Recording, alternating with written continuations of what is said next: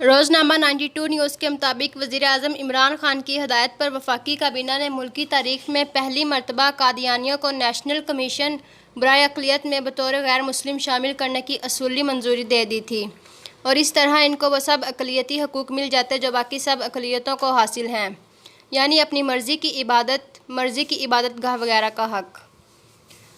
قادیانیوں نے شروع دن سے یہی اقلیتی حقوق حاصل کرنے کے لیے سر توڑ کوششیں کی تھیں، لیکن ہر بار ناکام رہے، مگر 2 دن پہلے حکومت نے ان کا وہ درینہ مطالبہ خاموشی سے تسلیم کر لیا تھا۔ پیچھے چلتے ہیں، بہت پیچھے۔ رولا کیا ہے اور کس چیز کا ہے؟ قادیانی پہلے دن سے خود کو اقلیت تسلیم کر کے اپنی اقلیتی حقوق کا مطالبہ کر رہے ہیں، لیکن ان کو اقلیتی حقوق نہیں دیے جا رہے۔ ان کے اقلیتی حقوق آخر ہیں کیا اور کیوں نہیں دیے جا رہے، جبکہ باقی سب اقلیتوں کو حاصل ہیں؟ یہ فلم بہت دلچسپ ہے، لیکن شرط یہ ہے کہ آپ کو پوری تحریر غور سے پڑھنا ہوگی۔ قادیانیوں کو کافر یعنی غیر مسلم تو قرار دے دیا گیا، لیکن ایک چیز رہ گئی تھی جسے ہمارے بھولے بھالے پی ٹی آئی کے نوجوان بچے بھٹو کی غلطی کہتے ہیں، لیکن وہ بھٹو کی غلطی نہیں تھی، بھٹو نے بالکل درست کیا تھا۔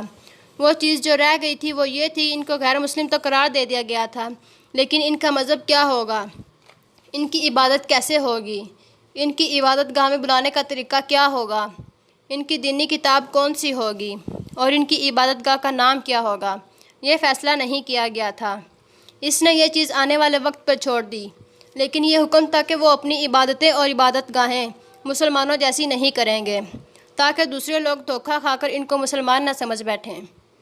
نہ یہ سرعام ہمارا کلمہ پڑھ سکتے تھے، نہ یہ اذان دے سکتے تھے، نہ کلمہ لکھ سکتے تھے، نہ ہی قرآن پاک کو پکڑ سکتے تھے، نہ ہی اپنی عبادت گاہ کو مسجد لکھ سکتے تھے۔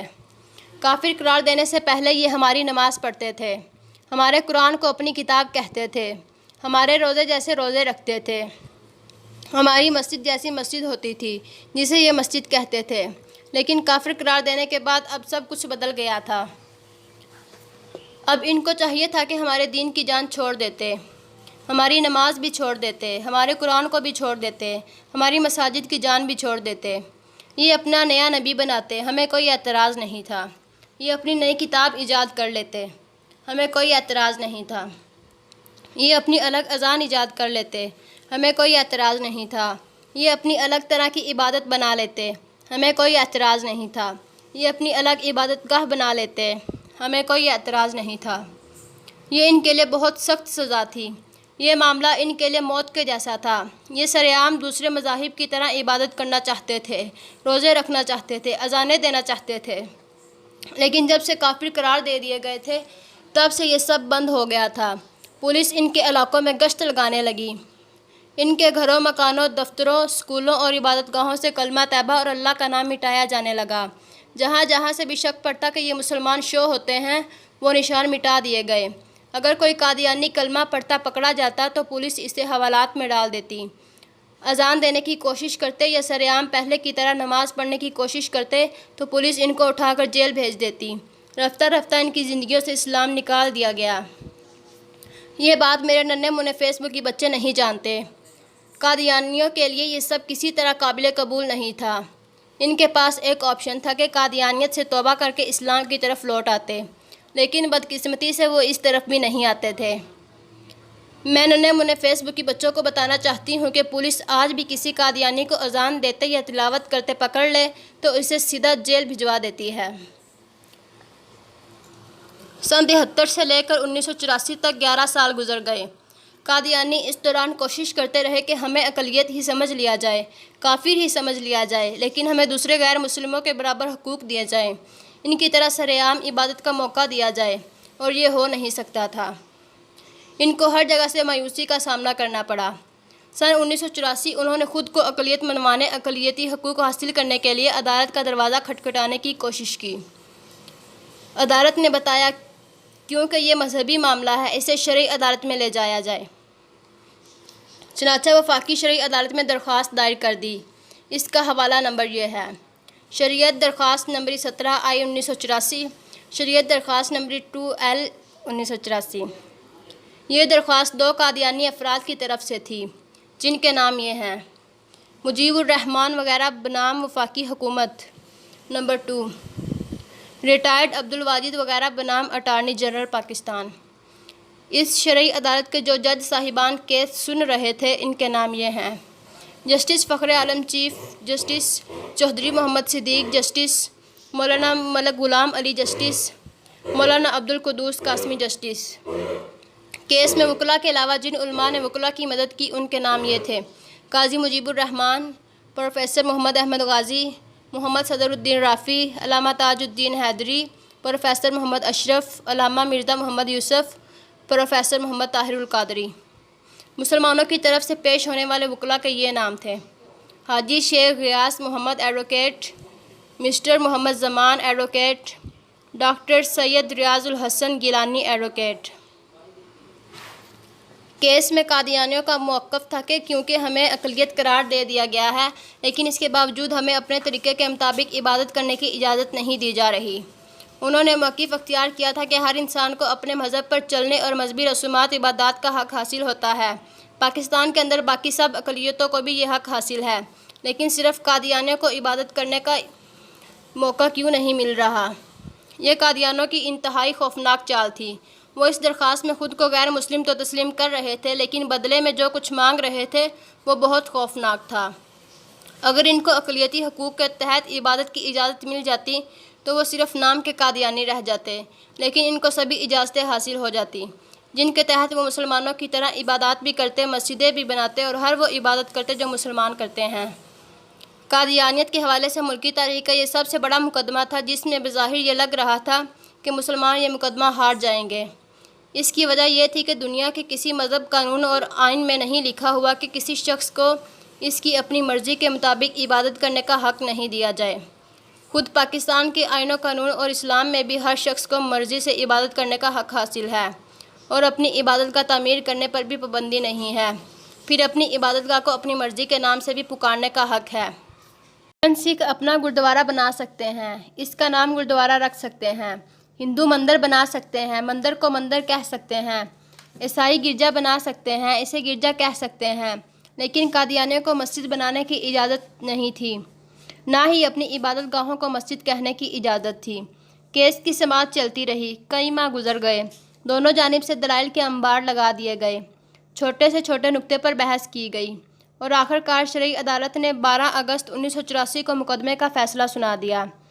184 صفحات پر مشتمل فیصلے میں بہت ہی واضح الفاظ میں کہا گیا تھا کہ قادیانی جھوٹے ہیں، ان کو دوسرے مذاہب کی طرح کھلے عام عبادت کرنے، اذان دینے، قرآن پاک کی تلاوت کرنے، مسجدیں بنانے، کلمہ پڑھنے، کلمہ لکھنے اور خود کو مسلمان کہنے کی اجازت نہیں دی جا سکتی۔ یعنی وہ قرآن پاک کی بجائے غلام قادیانی کی کتابوں کو مذہبی کتاب کہہ سکتے تھے، نماز کی بجائے ڈانس کر کے عبادت کر سکتے تھے، اذان کی جگہ چیخیں مار کے لوگوں کو عبادت کے لیے بلا سکتے تھے، مسجد کی بجائے اپنی عبادت گاہ کو ریلوے اسٹیشن یا کوئی اور اسٹیشن کہہ سکتے تھے، کلمے کی بجائے اپنی عبادت گاہ پر غلام قادیانی کانے کی بونگیاں لگا سکتے تھے لیکن مسلمانوں کی طرح کا کوئی کام نہیں کر سکتے تھے۔ یہ سب تجاویز میری ہیں، عدالت کی نہیں۔ یہ قادیانیوں کی ایک بڑی شکست تھی۔ قادیانی دوسری بار عدالت میں بھی کافر قرار دیے گئے تھے، اب وہ کسی اور موقع کی تلاش میں تھے۔ یہ موقع اس فیصلے کے 29 سال بعد 2013 کو ان کے ہاتھ آتا ہے۔ 22 ستمبر سن 2013 کو پشاور میں ایک گرجا گھر پر حملہ ہوا، اس میں کافی لوگ جاں بحق ہو گئے۔ اس وقت کے چیف جسٹس تصدق حسین جیلانی نے 3 رکنی بینچ تشکیل دے دیا جس کا مقصد تھا کہ آئین کے آرٹیکل 20 کی روشنی میں اقلیتوں کے جان و مال اور عبادت گاہوں کے تحفظ کو یقینی بنایا جائے۔ یہ قادیانیوں کے لیے ایک طرح سے لاٹری تھی۔ عاصمہ جہانگیر زندہ تھی اور ماحول بھی سازگار تھا۔ اس 3 رکنی بینچ نے 19 جون سن 2014 کو فیصلہ دیا کہ ایک اقلیتی کمیشن قائم کیا جائے۔ فیصلے میں لکھا، ہم سمجھتے ہیں کہ اگر مذہبی اقلیتوں کی عبادت گاہوں کی بے حرمتی کرنے والوں کے خلاف متعلقہ حکام نے فوری کارروائی کی ہوتی تو ایسے واقعات کا سدے باب بہت عرصہ پہلے ہو چکا ہوتا۔ اس فیصلے کے کچھ دن بعد لاہور کے ایک بڑے ہوٹل میں عوامی کمیشن برائے اقلیتی حقوق کی جانب سے ایک عوامی اسمبلی بلائی گئی جس میں 300 کے قریب صحافی، دانشور، مزدور، رہنما، مختلف سیاسی جماعتوں کے اراکین، قومی و صوبائی اسمبلی اور وکلاء شامل تھے۔ اس عوامی اسمبلی نے اقلیتی کمیشن کے قانون کا مسودہ تیار کیا۔ اس میں خاص طور پر عبادت گاہوں کی حفاظت کے لیے خصوصی پولیس فورس کے قیام کی سفارش کی گئی تھی۔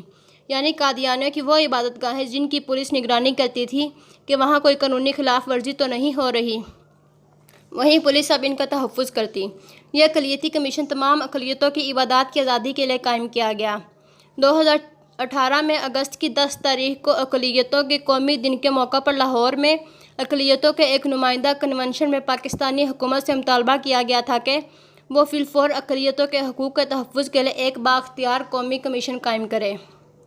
یاد رہے کہ نیشنل کمیشن برائے اقلیتی حقوق کو رولز آف بزنس 1973 شیڈول 34 کے تحت وزارت مذہبی امور کے حوالے کیا گیا تھا۔ کمیشن کی آخری ہیت اور نظر ثانی شدہ TORs کو 2014 میں ری نوٹیفائی کیا گیا تھا۔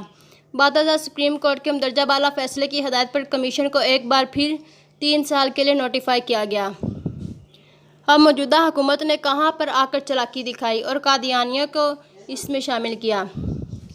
اقلیتی کمیشن میں شامل ممبران نے رائے دی کہ کمیشن کی خود مختاری کے لیے ضروری ہے کہ اس میں اقلیتی برادری کو بڑھایا جائے اور کمیشن کا چیئرمین بھی کسی اقلیتی ممبر کو بنایا جائے جو کہ قادیانی بھی ہو سکتا ہے۔ اقلیتی کمیشن کے ممبران کی یہ سمری مذہبی امور کو بھیجی گئی۔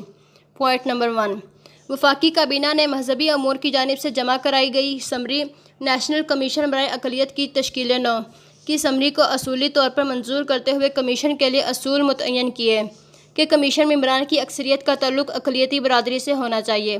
کمیشن کا سربراہ بھی اقلیتی ممبر کو بنایا جائے۔ پوائنٹ نمبر 2، اور احمدی کمیونٹی سے بھی ممبران کو کمیشن میں شامل کیا جائے۔ پوائنٹ نمبر 3، بمطابق روزنامہ 92 نیوز 29 اپریل 2020۔ جیسے ہی قادیانی اس کمیشن میں شامل ہوتا اور اس نے ہو جانا تھا کیونکہ بدلے میں وہ کچھ ملنے والا تھا جو وہ 1984 میں عدالت سے نہیں لے سکے تھے، کیونکہ اقلیتی کمیشن تمام اقلیتی کو ان کے کھلے عام عبادت کی اجازت دیتا ہے، عبادت گاہوں کے تحفظ کا حکم دیتا ہے، ورنہ اس کمیشن کو نالے پرندے بیچنے کے لیے نہیں بنایا گیا تھا۔ یہ بکواس کہ قادیانی خود کو اقلیت نہیں مانتے، یہ بالکل جھوٹ ہے۔ وہ اس قیمت کے بدلے 1000 بار خود کو اقلیت ماننے کے لیے تیار ہیں اگر بدلے میں ان کو مساجد کی تعمیر اور مسلمانوں کی طرح عبادت کا حق مل جائے۔ یہ ایک عظیم سازش تھی۔ 1984 کا کیس اس کی شہادت دیتا ہے کہ قادیانی ہمیشہ کوشش کرتے رہے ہیں کہ ان کو مسلمانوں جیسی عبادت کرنے کی پوری آزادی دی جائے، لیکن ہر بار ان کو ناکامی کا منہ دیکھنا پڑا، اور اب اس کمیشن میں شامل ہوتے ہیں ان کو سب کچھ مل جاتا جس کے لیے وہ ترلے لے رہے تھے۔ اگر آپ ختم نبوت پر یقین رکھتے ہیں تو ہر شخص اس ویڈیو کو کم سے کم 20 بار شیئر کرے تاکہ قادیانیوں کی سازشوں کا پردہ فاش ہو جائے۔ اس کے ساتھ ساتھ اپنے بچوں کو بھی اس کے بارے میں آگاہ کیجیے تاکہ آنے والے وقت میں وہ بھی ختم نبوت کے سپاہی بن کر قادیانیت کا منہ کالا کر سکیں۔ آپ جتنا اس میں حصہ ڈالیں گے اللہ پاک آپ کو اتنا ہی جزا عطا فرمائے گا انشاءاللہ تعالی۔ میری طرف سے اجازت ہے، چاہے اپنے نام سے شیئر کیجیے چاہے میرے نام سے، مجھے کوئی